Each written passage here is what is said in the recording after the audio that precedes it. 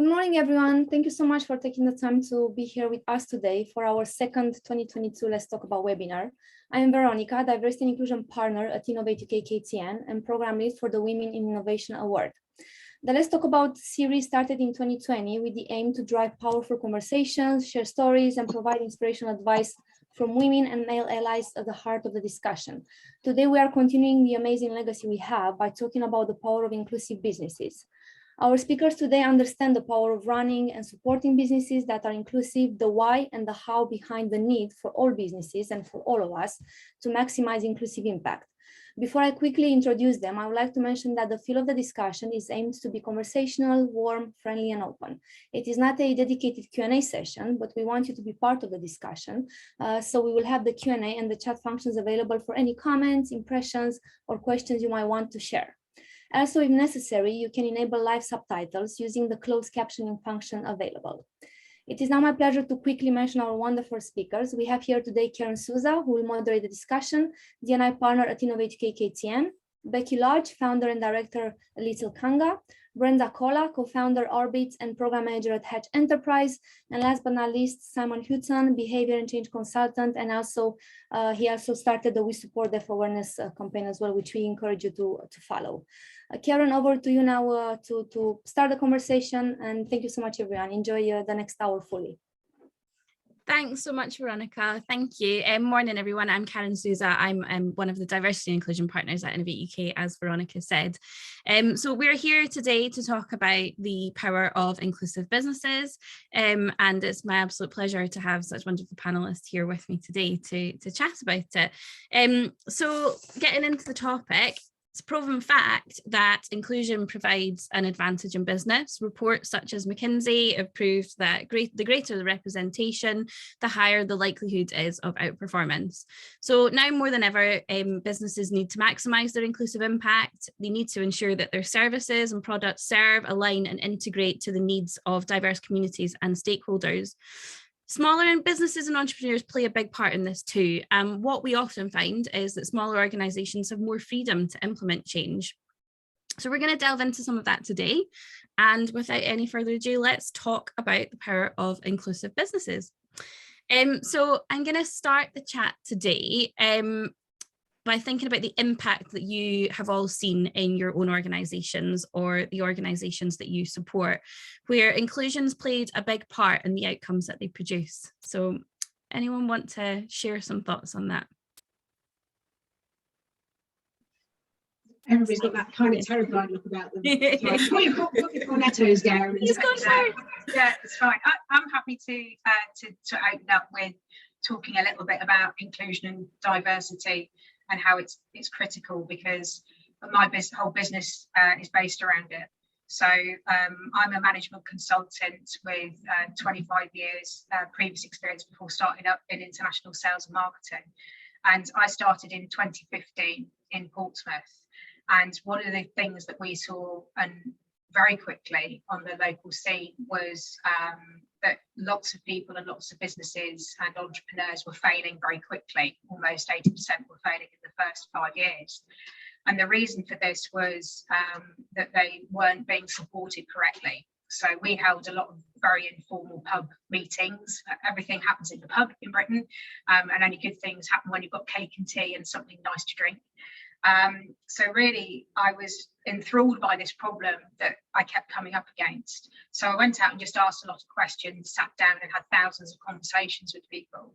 And the critical thing that we saw is that women especially, and minorities and neurodiverse people were not being supported correctly in the local business ecosystem. Now, this all sounds very fancy, but we know the reality of starting a business is very often quite grim. I mean, I spent a lot of time at my kitchen table crying for the most part of the first 18 months, keeping a diary and a journal, which I later published because that's what kept me sane as a neurodiverse person.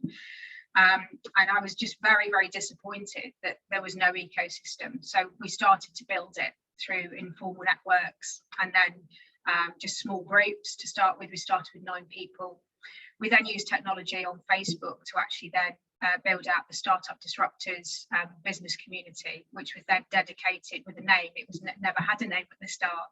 And really it was, for those of you that remember and old enough, it's more Derek Trotter than it is Steve Jobs, in that we were just having lots of conversations around how people were trading, how they weren't getting funded, how they weren't even getting taken seriously.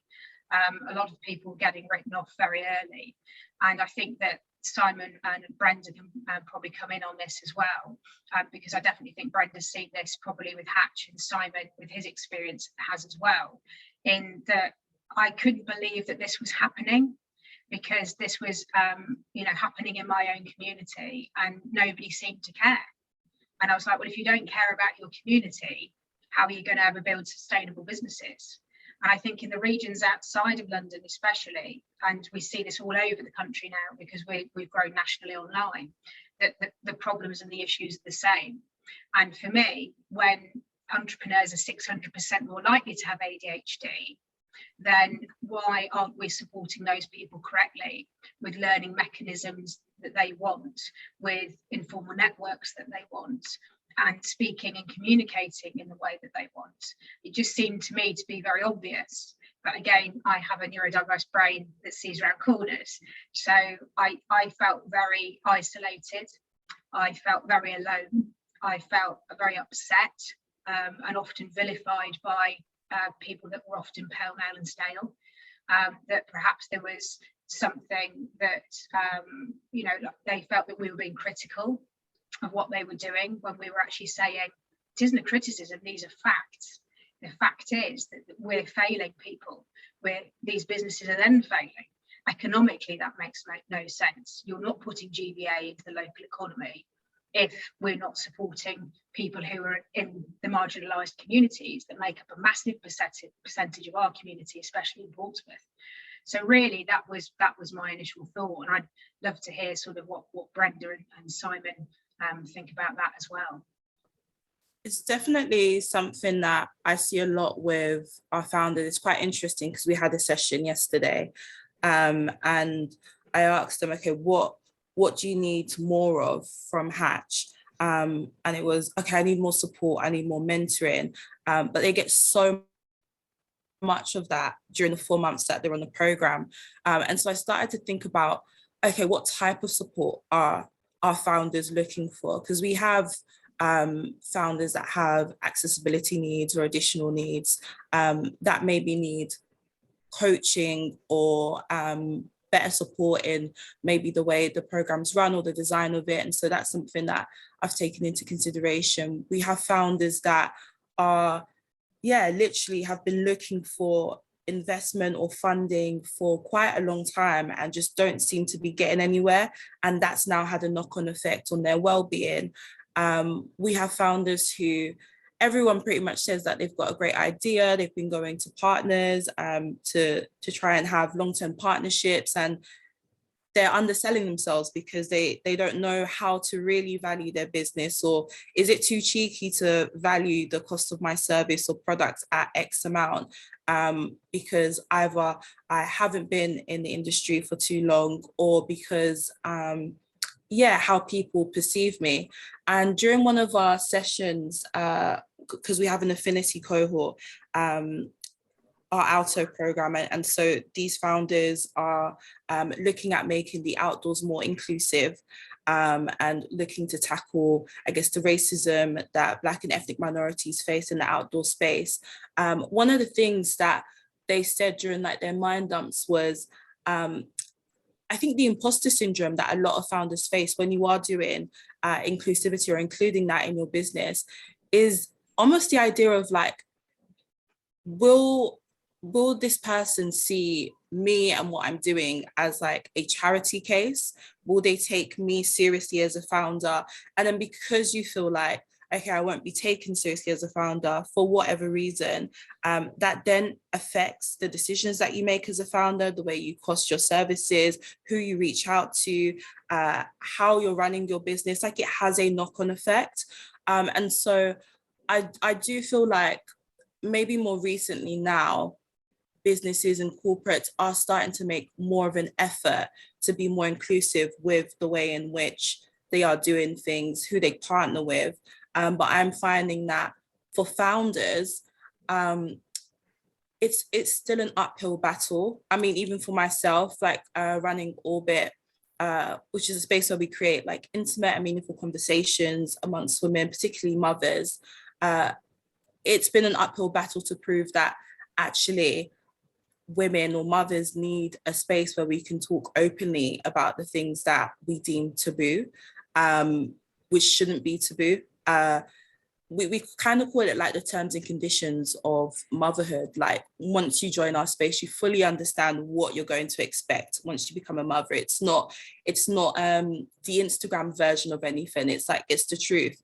But we've also faced like issues with brands kind of wanting us to tone down the message or make it seem a lot happier, when sometimes that's not the reality, or contacting us for specific things that they feel like women would be interested in, like cleaning products, or not really thinking outside of the box in terms of what we can actually do, what we're interested in, what our likes. So it's been interesting to see. Just I guess like how, I guess when you have a business that is driven on diversity and inclusion, it is more impact led. Like you are looking to make a difference, and because you are looking to make a difference as a founder, I think it's easy as well to take the trials and tribulations that you do have within your business as something personal, because more time it does have something to do with what makes you different. And so yeah, being on Hatch it's been a learning curve in trying to, how do I level out the playing field that isn't, it's so bumpy, like there is no the hills, isn't it? Yeah, so how do I smooth that out for you, so by the time you finish the program, you do feel like you have more opportunities, you do feel like you can contact investors, you do feel like you've got a lot more knowledge. And that in itself is a struggle as a designer, but it's something that I'm striving towards. But yeah, just what you were saying, was like, this is exactly what all my founders are going through. Yeah, I think there's two key points there that I think you made. I got very angry very quickly, not that I have a low anger threshold, about exploitation, and also about marginalisation. They're two critical factors that I will not put up with. So exploitation was, and Brenda, and I'm sure Simon will pick up on this as well, exploitation of people with special needs because they have special needs. So therefore they're already marginalised into, let's give them some volunteering opportunities because that's all that their capabilities are. Yeah. Wrong. Elon Musk, Tesla, Branson. You know, we've got to widen up this, widen out this bandwidth of conversation around what the expectation of marginalising people by labels is actually doing to these people. And Simon, I'd be interested to hear your thoughts from a deaf awareness point of view on this as well, because I'm just actually quite fuming about these labels that we're getting, saying that we don't have capabilities, that there's so many things that we're not capable of doing, when actually there's so many things that we are enabling, especially around awareness as well. So it'd be interesting to get your thoughts. Yeah, it's really interesting to say that, because and first of all, so I'm really pleased to be here because it's a woman in business and it shows the diversity, and in terms of inclusion, it helps everyone from different walks of life, different perspectives, different experiences. It gives them a perspective that they're not familiar with. And I always say the sum of the parts is greater than the whole. So we all pull our resources together. And if I give a bit of a background, so I help teams and cultures to become more inclusive and more high performing. I've got a master's degree in sports psychology. I've got a couple of master's degrees, but I'm not collecting them. Certainly not going back to university anymore. I'm too old. But I was born deaf, and the thing about deafness is it's a hidden disability. So not only as you get, it's a kind of a double whammy, because if you're in a wheelchair, you get marginalised. Oh, put them there, or but with a hidden disability, they don't even know. So you don't necessarily get marginalised, but what you get labelled is incorrectly. So, oh, he's a bit stupid. I asked him to do this and didn't do it. And a case in point, 20 years ago, I used to work for one of the big 4 management consultancies, and I got thrown off a project because I misheard an action on a client project, and a couple of days later they said, we need to have a chat with you. I said, what's that? And said, you didn't do the action required. I said, yes, I did. I said, no, that wasn't the action. It was something else. I said, what do we do to change that? And they said, we want you off the project. And I flew home the following morning. And the reason I say that is that Brenda talked about imposter syndrome. Now, I know nowadays imposter syndrome is trendy. Everyone's got imposter syndrome, but I've had it for 20 years. And I can trace it back to the way that they treated that situation has profoundly impacted my career. I didn't go for certain promotions. I left a company maybe earlier than I should have done. So, but that's more around the disability. But just to talk finally about that, I think, you mentioned about awareness, and I'm now working with a client as an airline, and they didn't understand how to help someone who was deaf in a video scenario like we are here. I did a presentation. I did some experiential learning. So I would go on mute and talking, and I tried to get them to lip read what I was saying when I was on mute. Now, people will put their video on when they start talking. They might not put the video on at the beginning of the meeting, but when they talk, they put their... So it does work. It's really changing. And yes, I started this campaign, Deaf Awareness. We support deaf awareness. I can tell you a little bit about that later on. But I think it's a fantastic time to be talking about inclusion, because if you are running a small business, the added extras that you get from somebody with a different perspective can change the course of your business, can help you make the right decision, can stop you from making the wrong decision, just by virtue of including different perspectives on that problem. Thanks. Yeah. And I just wanted to jump in. Sorry, Becky. You talk about imposter syndrome. I'm trendy because I've got imposter syndrome. So that's the first time I've ever been doing something. Join the club. Yay. Will. But no, I can actually I know when my imposter syndrome came into play. I think it's when I became a mum and I took some time out, and I kind of had to rebuild my career, and coming back into the workforce, feeling different and being a different person, created a real imposter syndrome for me. And I want to draw on, actually, because where we're going in this conversation, let's talk about lived experience, because I think actually we've all touched on it a little bit there. And I think lived experience plays such a huge part in how inclusive we are, because I think if you've lived through something where you've felt excluded, or you've really seen the impact of kind of what it can feel like to not feel included, certainly, I think it does naturally make you a bit more of an inclusive person. So let's have a bit of lived experience. How's that come into your journey? So I think from my point of view, I've worked in male dominated environments and markets my whole life. So apart from feeling like a bit of a freak as a woman, because I didn't fit in, because I've worked in radio broadcast software as an EMEA sales director, I was a top 1% sales performer. I thought everybody wanted to work 120 hours a week like I did, and that was normal. And then when I came out in 2015, I realised very quickly that entrepreneurs especially, and neurodiverse people, start businesses for a reason. And a lot of the time it's because of their health. It's that they can't sustain the 9 to 5, they kick against structure. There's issues around hyper focus.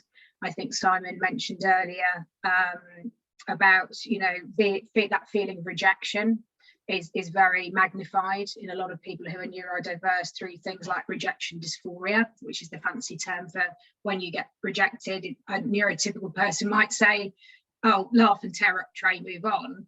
A neurodiverse person will sit there, think about it, take it home, overthink it for a week and a half, cry about it, think about it for another week and a half, tell themselves that they're terrible at whatever it is that they've done, and they will take that with them for the next 15 or 20 years, and it really shapes their self-perception in quite a negative way. So again, I think it's about constructively creating an environment where people feel that they can be heard and really sense check. And in my life, the best bosses that I've ever had have actually allowed me the bandwidth to be who I am. They haven't invited me to long meetings. So, for example, my last job, which was an SME, he wasn't a believer in 2-hour meetings.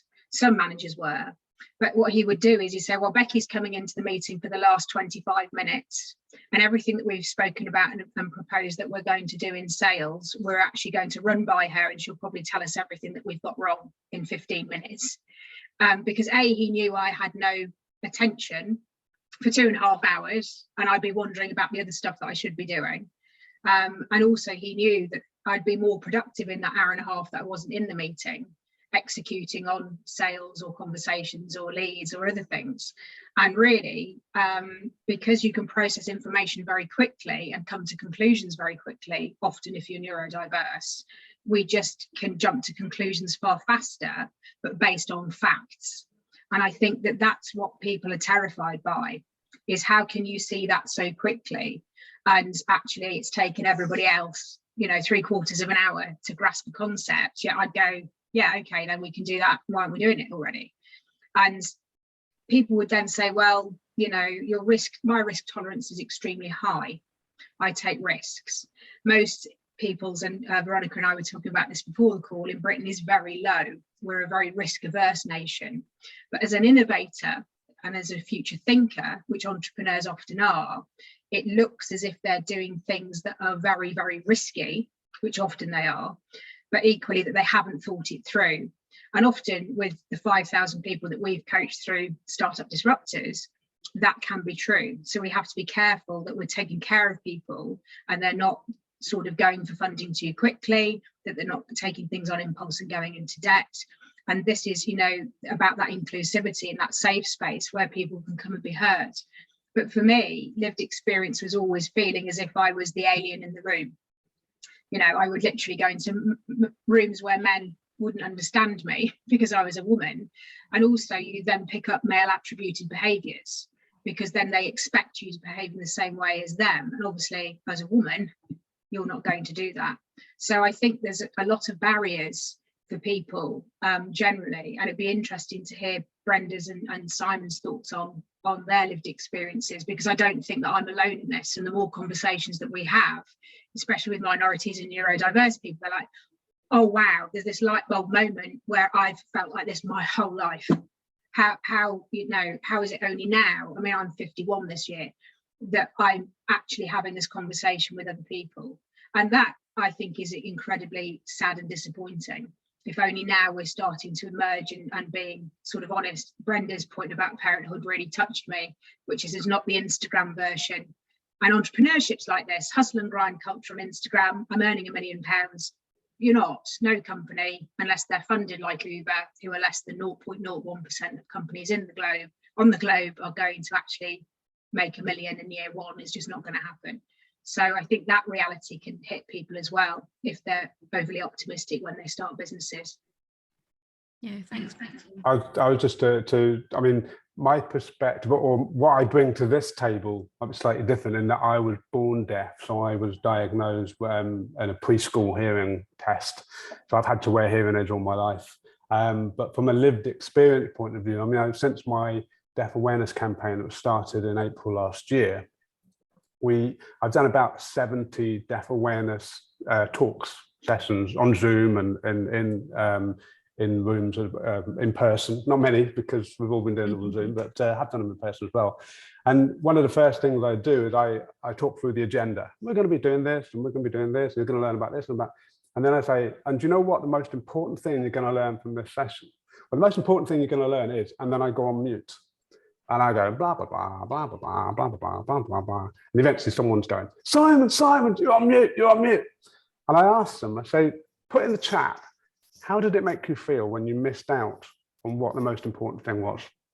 They usually say isolated, stressed, not sure what was going on, felt excluded. And I said, that's exactly what it's like to be deaf. And it's a bit like being invited, the old analogy, being invited to the party, but you're in the window looking in, you're not actually sure what's going on. It's exactly like that for being deaf and for lots of other people in different walks of life. So gender, race, whatever. And I think the key thing with lived experience is to get the people that you're trying to educate to put themselves in the shoes of you, so that they have that, like you said, Becky, that light bulb moment. And if they can experience it, then they can become empathetic towards the situation. Whereas if you just do a talk and you just say, oh, and this is what a deaf person is, and I'm a deaf person, well, it's kind of, well, that's really interesting, but you don't change behavior. And ultimately, what lived experience should be all about is changing behaviour of people. And that's why I think that the Deaf Awareness campaign has been quite successful. We've got 220,000 employees across some FTSE 100 companies, the NHS, a whole range of charities, and both in the UK and abroad. And I think that the training gives them that experiential learning that people can go, oh, that was really uncomfortable. I now know what it feels like. And so that's where I would add from my perspective on this conversation about lived experience. I'd be interested if Brenda. Yeah, really valuable. Thanks, Simon. Yeah, thanks. I think for me, like, lived experiences it's benefited me definitely in my career, I would say. I feel like it's also kind of hindered me. I think being a Black woman automatically just becomes political. And race automatically becomes political. And so when things do naturally affect you because of your race, and then also because of your gender, it can become hard for people to fully appreciate and want to understand kind of what it is that you're going through, because naturally you are defensive. And so there is this struggle of trying to get people to see things from your point of view. When I used to work with young people, me being the only Black person in the team, if we're looking at, so in my old workplace, we would place young people in residential trips, but we would do it by postcodes. But you couldn't have certain postcodes mixing because that could be a risk to a certain young person. And there was an incident where this protocol wasn't followed. And so a young person ended up getting stabbed on our program. And so we had this whole meeting about, well, how could we have avoided this? And it was something that I'd been banging on forever about, which was just cultural sensitivity and fully understanding.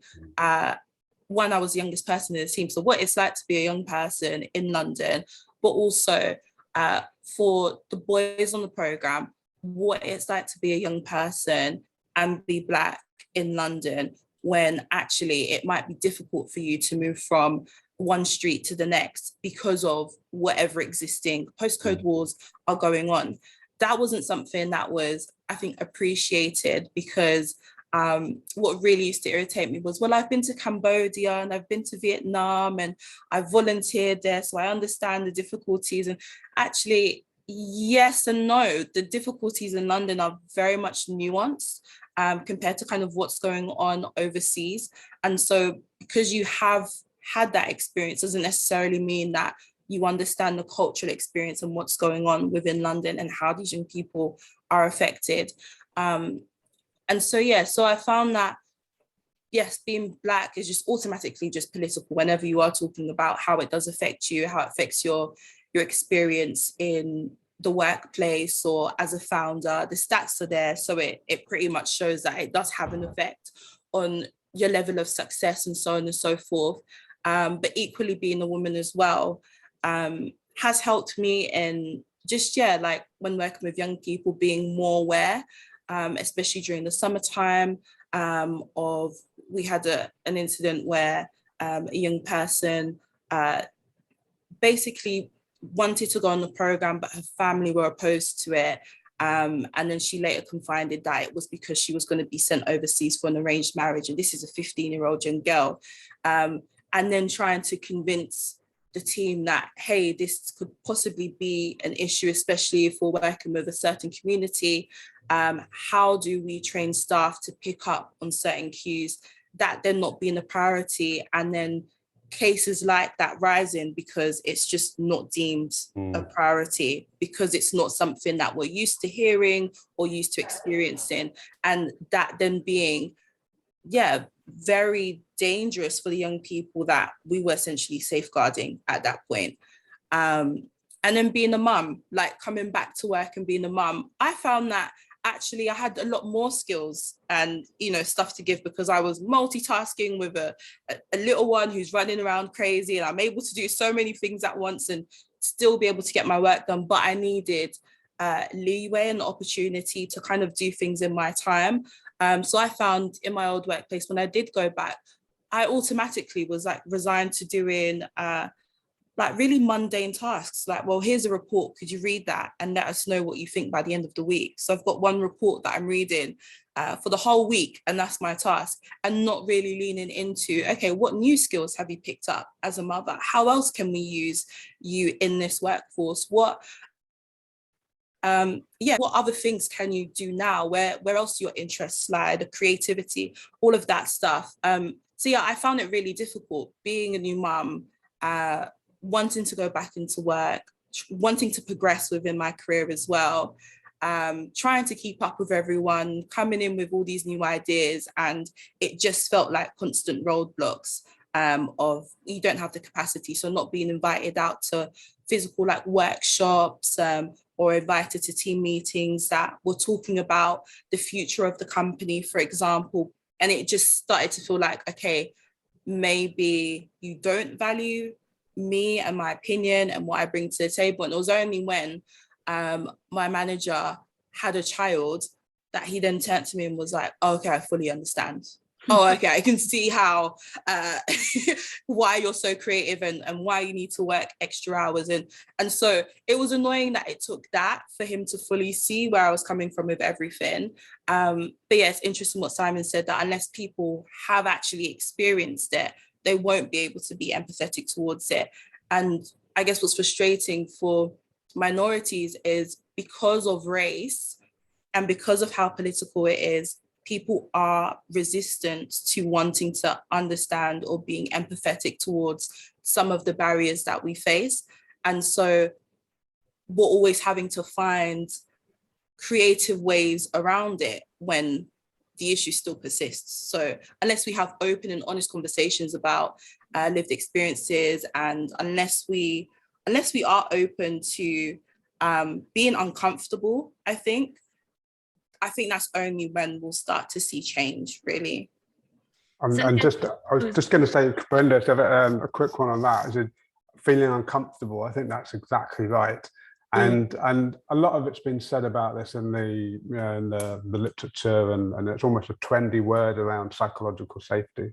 And it's about having basically trust for people to put their hand up and saying, I'm not feeling valued right now. I've just come back from being off for a year. I'm a new mum. I've got all these skills I want to tell you about, but I'm not being given that opportunity. And there's prejudice around what I can and can't do.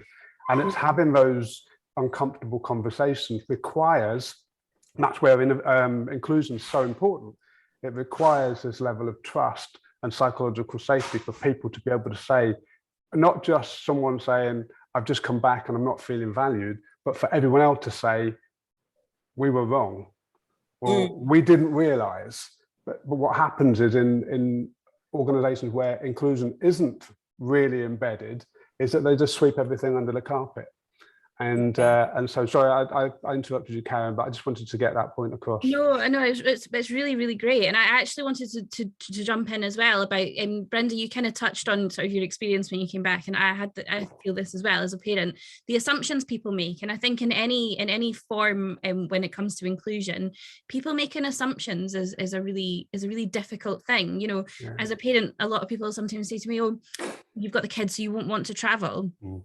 Actually, I'd quite like a night away from my kids. Yeah. You know, don't make that assumption, you know.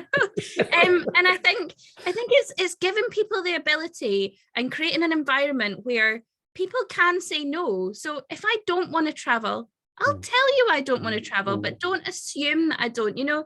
I think it is a really interesting thing, and that comes into it all the time, where people make assumptions, and assumptions are incredibly dangerous, but you have to have the environment where people can be honest and have the ability. If you want a really extreme example, when I was in corporate, and we've all been there, you know, and I'm still there because we still work obviously very well with universities. We're sponsored by Uber, was our first sponsor.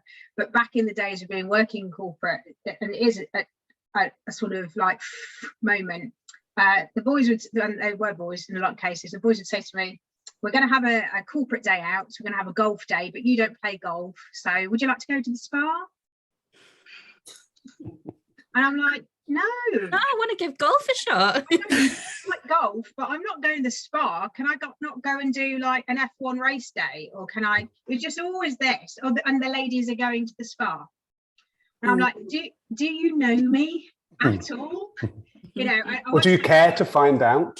I know. That's the question. This is hilarious. I once had we were moving house once, and everybody can relate to this because we all hate moving house. And I was a huge fan of Formula One, worked in Formula One for a long time, and had a picture, a first edition of Jenson Button when he obviously launched in Formula One, a signed, you know, edition of a print I'd saved up for, and I bought, very proudly displayed on the wall. And the removal guy came in and he said, just be careful with it, don't break it. And he said, oh no, he said, oh, it is lovely. And he turned to my husband and he said, how long have you been into Formula One? And my husband went, not me. and then he looked almost horrified and aghast that a woman. And I said, what would you like to ask? And he said, no. And he sort of shuffled off. And I think that this is still, my whole life has been like this, which is I typically don't have attributed female interests. And again, it aligns with my neurodiversity, the way that my brain's built, my interest in technology, my analytical brain. And I think that those are dangerous. These sorts of, and again, I say for Brenda, I mean, the issue of the stabbing and the nuance in London, I can't even comprehend it.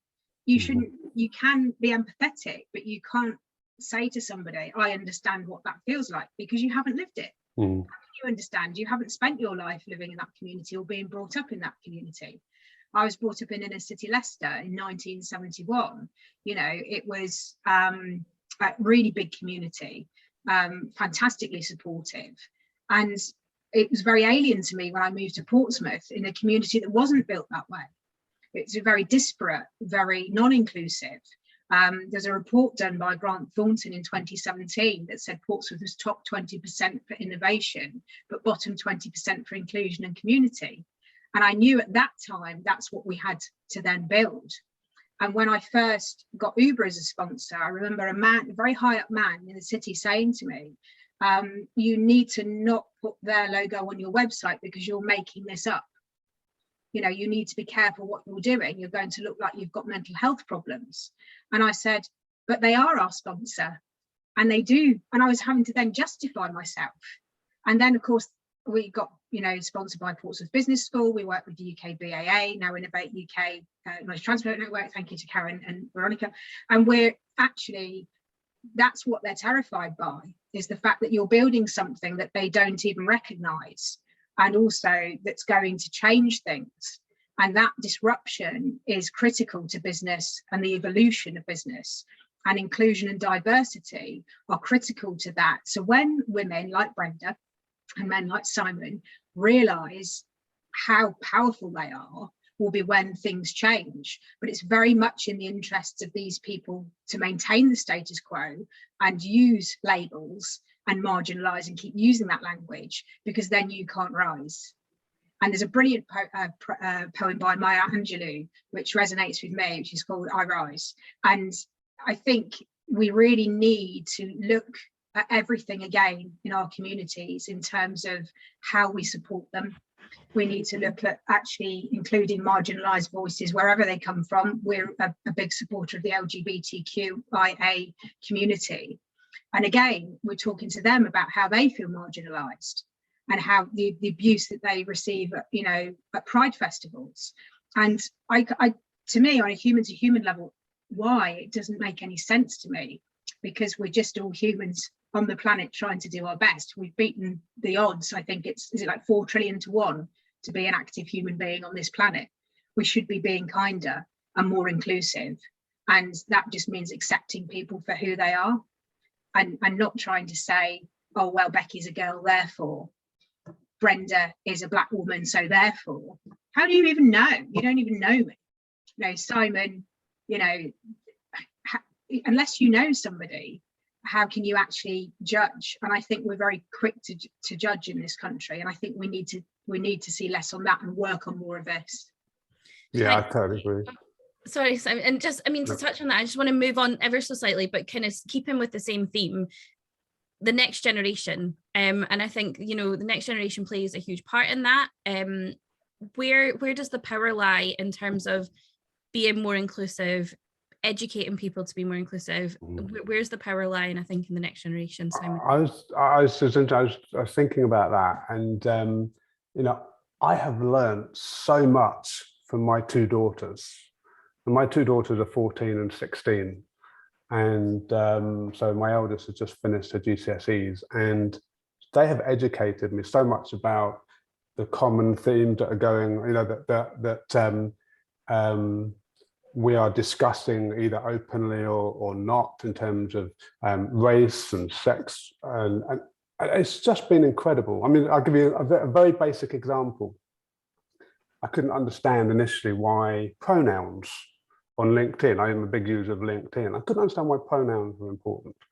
And my 16-year-old, who would have probably been, it's a couple of years ago now, probably maybe 13 or 14, who said it's so that you're aligned with the people who don't have to ask that they are using a different pronoun. And I'm like, oh yeah, great. So I changed my pronoun, I changed my LinkedIn profile there and then, and I've learned so much from them. And I think when I was growing up, I was a child of the 70s, and when I was growing up, we didn't have Google, we didn't have the internet, we couldn't go and find that information.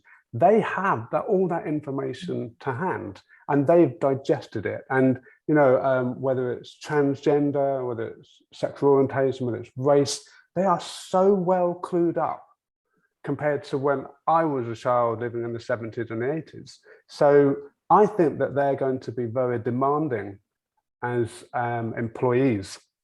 Obviously my daughter, my 16-year-old, she's not ready to, she's going to go do her A-levels, but I think she's got an expectation of what her employer is going to be like.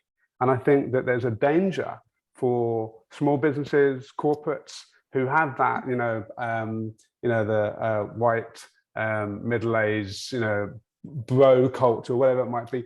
They're not going to survive. The ones that are going to survive are the ones that will not only use diversity and inclusion as a tick box exercise, but fundamentally embrace it within their values of the organization. And that's what's going to be attractive to the likes of my daughters to go and work for companies like that, because that will be aligned with what they've learned over the last, during their teenage years. So yeah, I definitely think it's a great opportunity, not just a threat to organizations that are around now. Yeah, we do a lot of work with undergraduates and universities, and we're building an education technology platform to actually help in gender diversity and inclusion, and also build bespoke learning in the way that somebody likes to learn from their neurodiverse profiling. And what I see is a very disappointed generation now coming out. We've just had 2 people join our community in this last week, both feeling very emotionally and psychologically unsupported. The resilience in the younger generation isn't as good. And there's a number of reasons. It's not a criticism, it's we know this from talking to them. And the reason for this is the 70s and the 80s, we had a lot of bandwidth. We had a very free upbringing. We built resilience. We were allowed out at weekends. We were allowed a lot of accountability very quickly. We had playgrounds that didn't have soft landings and slides that were built at 6 foot on an angle that would send you to A&E now and wouldn't be allowed. So because we survived that, we're made differently. But what I've seen is, and this is to do with society and technology, this information is more available, but actually it might not be helpful in many cases. People might be too young consuming stuff that they're not psychologically ready for. And this goes back to the comment in the chat about schools, integration, responsible use of social media, but also that these graduates are coming out with a first-class honours degree, £60,000 worth of debt and no job. And they're sitting there now, and these 2 especially have both said to me, I'm terrified of what my future looks like because I was made all these promises and actually now none of them are being delivered. So why should I believe anything that society is telling us? because actually, and it was the same in my generation. I was lucky, my degree was free, it was paid for by the state. As a girl from an inner city in Leicester, I couldn't afford to go to university now. So that shows you why education is so important, because that's what allows people the freedom to access financial freedom. So education to me is very, very important. But the problem we've got is that resilience isn't there. We've got a mental health time bomb happening. We actually partner with Solent Mind in our region as well to actually support our entrepreneurs and, you know, people coming into our incubator. And we're seeing raft of mental health problems across all generations. So the neurodiversity in the older generations that wasn't identified because we weren't diagnosed is now coming to the fore. We've seen people, you know, like Melanie Sykes has been diagnosed recently, who's used to be the Boddington's ad girl, and Simon will know what that is. People of our generation will know who that is. And they're talking for the first time about not only menopause, but also being diagnosed as being neurodiverse. And at any age that can, you know, knock somebody's mental health. So I think there's so many things around mental health resilience at this time that we need to talk about. The next generation are going to demand different things, as Simon said, totally different things. They're much more aware, they'll call things out more quickly. And I love that, because I have sat there with gaffer tape over my mouth for 25 years in meetings wanting to say to people, that's not acceptable. But had I done that, I would have been sacked. So there's things that we have had to suck up. And you've got a very angry middle-aged generation now. And there's 1 million people during the pandemic have become economically inactive. And what they've done is Gen X, our generation, have opted out. They've taken early retirement, they've taken their pensions, they've decided they don't want to work 120 hours a week anymore, and they've opted out. The youngsters are sitting there thinking, where do I go? What do I do?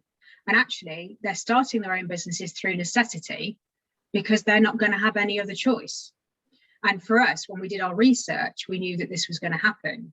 And we need to find a way not only to support them with the practical aspects of starting a business, but the psychological and emotional resilience that they're going to need in order to do that, because it's incredibly stressful.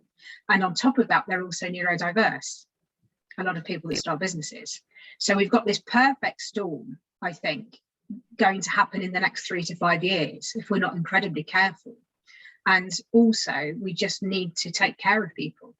Again, it sounds really obvious. Why are we not doing it already? But you know, it's conversations like this that allow us, you know, the space and the safety to actually start to talk about it. And I'd be interested to see what Brenda's thoughts are. Yeah, I think what's interesting is I know a lot of people who start businesses because there's no job for me out there. Like, there's no job that fits around my lifestyle. There's no job that understands, especially ones from orbit.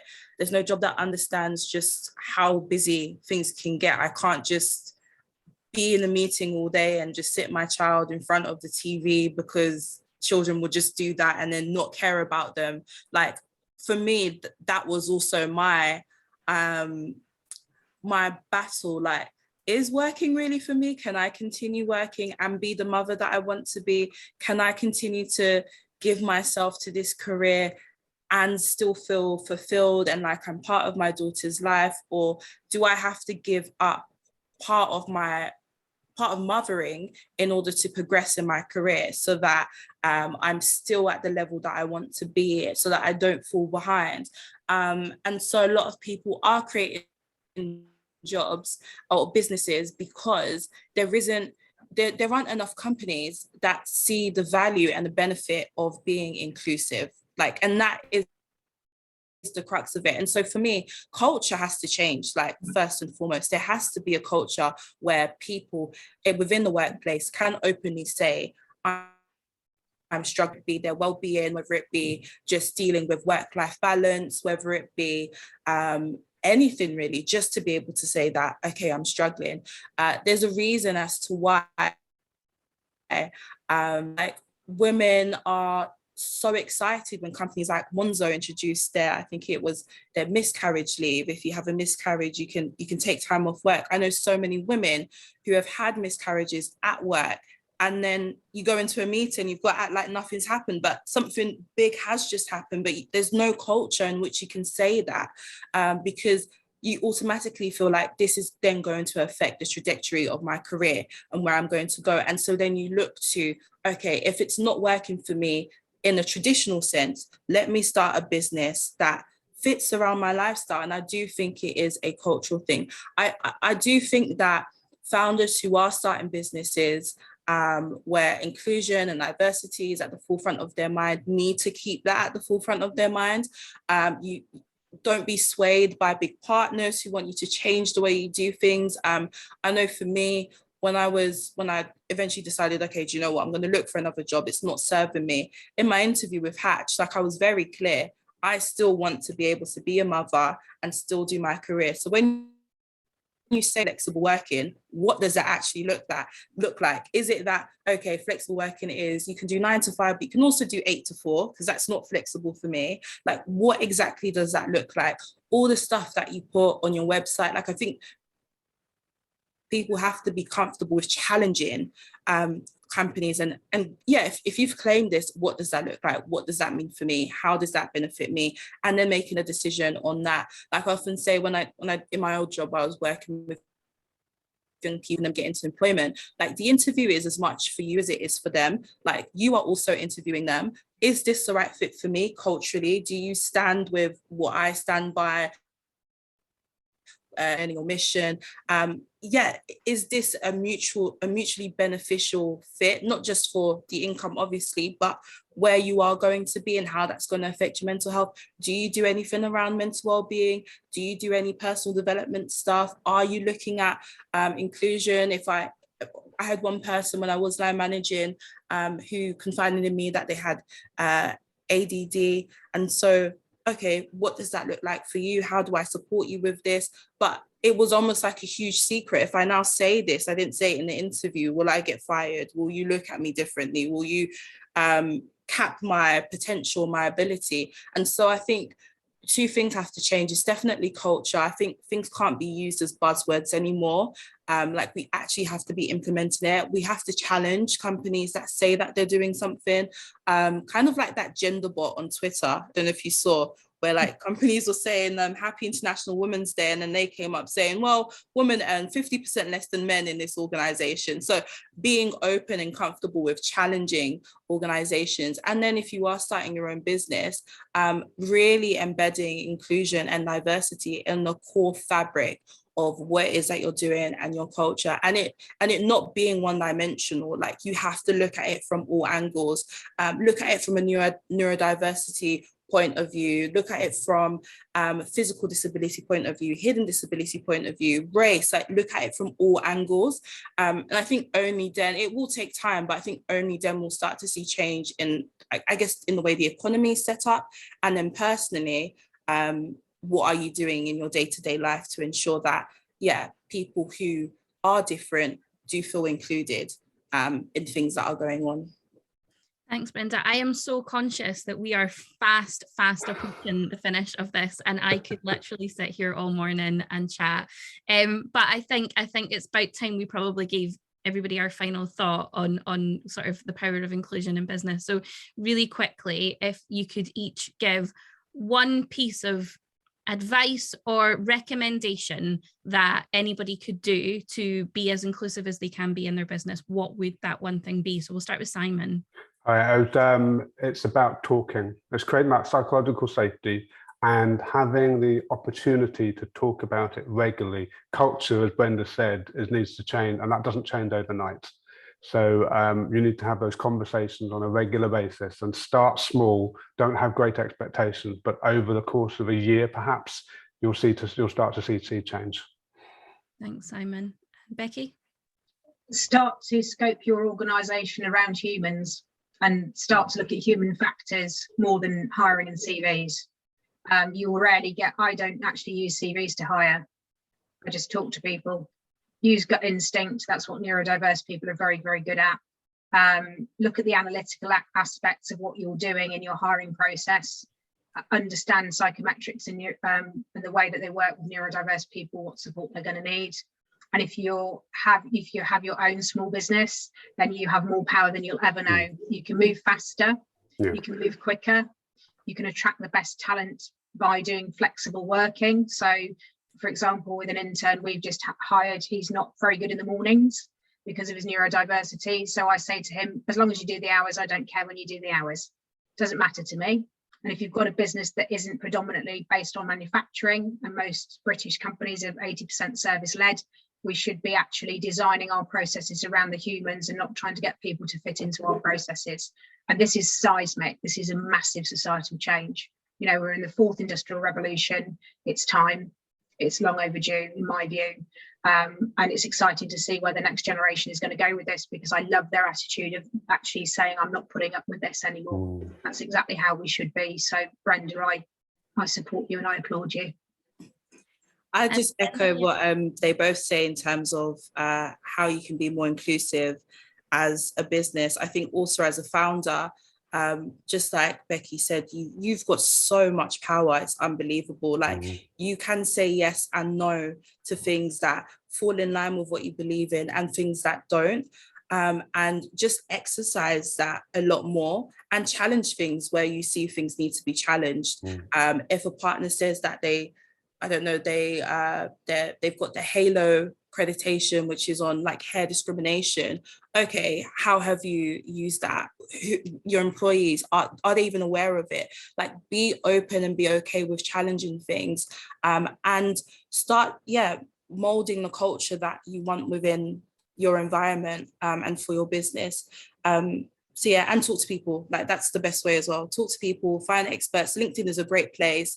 Have a 15-minute chat with someone, and just start being more intentional about, I guess, what inclusion and diversity actually means for you and then for the company that you are creating.